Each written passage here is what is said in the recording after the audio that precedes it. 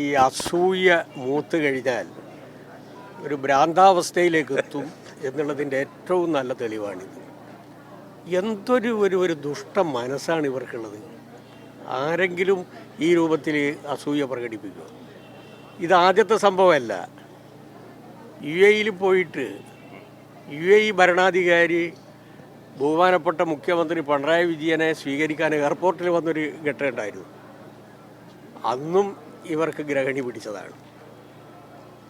ഇതിന് വേറെ ഒരു പ്രയോഗമുണ്ട്, പക്ഷെ നിങ്ങളോട് പറയുന്നത് ശരിയല്ലല്ലോ. അതുകൊണ്ട് ഞാൻ അതിലേക്ക് കടക്കുന്നില്ല.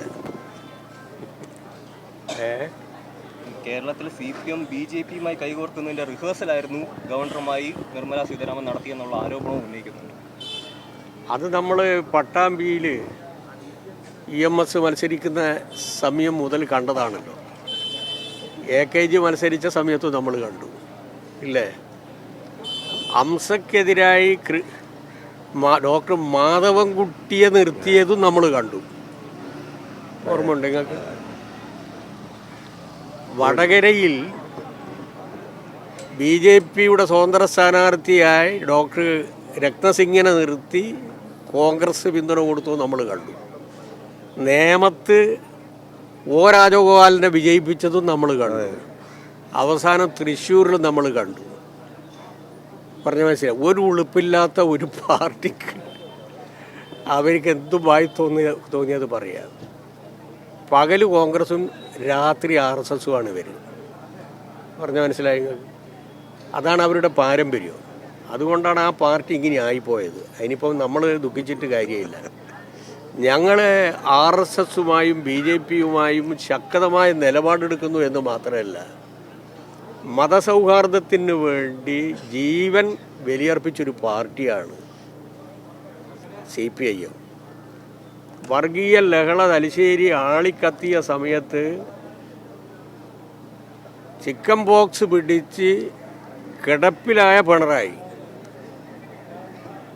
മതസൗഹാർദ്ദം സംരക്ഷിക്കുന്നതിന് വേണ്ടി അദ്ദേഹം നടത്തിയിട്ടുള്ള ഇടപെടൽ ചരിത്രത്തിൻ്റെ ഭാഗമാണ് പിണറായി. ആ പിണറായി RSSുമായി ബന്ധപ്പെടുന്നു എന്ന് പറഞ്ഞു കഴിഞ്ഞാൽ തനി പുച്ഛമാണ് തോന്നുക. അവർക്കുള്ള ഏറ്റവും വലിയ പ്രധാനപ്പെട്ട ഒരു പ്രശ്നം എന്താണെന്ന് പറഞ്ഞാൽ, മുസ്ലിം ജനവിഭാഗങ്ങളിലും മതന്യൂനപക്ഷങ്ങളിലും പിണറായിക്കുള്ളൊരു ഇമേജ് ഉണ്ട്. ആ ഇമേജ് സിസ്റ്റമാറ്റിക്കായി ഇല്ലാതാക്കാൻ അവർ നടത്തിയ ഒരു ഗൂഢാലോചനയുണ്ട്. ആ ഗൂഢാലോചനയുടെ ഭാഗമായിട്ടാണ് ജമാഅത്തെയും SDP-യെയും ഇപ്പോൾ കൂട്ടുപിടിക്കാൻ നിർബന്ധിക്കപ്പെട്ടത്. പണ്ട് അതുപോലും സാധാരണ നിലയിൽ ആലോചിക്കാൻ പറ്റുന്നതല്ല. ഇപ്പോൾ ഇവിടെ കോർപ്പറേഷൻ്റെ അകത്ത് നടന്നൊരു തെരഞ്ഞെടുപ്പ് ഓർമ്മയില്ലേ?